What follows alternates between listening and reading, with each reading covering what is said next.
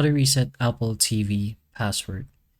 So you can try signing in on Apple TV first. On an Apple TV 4K or HD, go ahead into TV, users and accounts, then choose your user or add new user. And if you can't sign in, you can use the forgot password option. So reset your Apple account password using a trusted iPhone or iPad by going to its settings, whichever your name is, and then sign in security, then change password. If needed, you can also reset it on the web.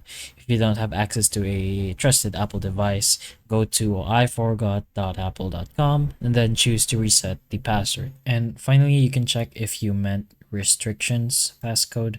So if you meant that, you can go ahead into settings, general, restrictions, and then change password. Enter the current passcode and then the new one, but those are a few things you can put in mind if you want to reset your Apple TV password. Usually you won't be able to do it directly from the Apple TV interface, but usually with support or in a different platform, sadly. But hopefully this helps. If it can, please like and subscribe for more videos like this, and that's all.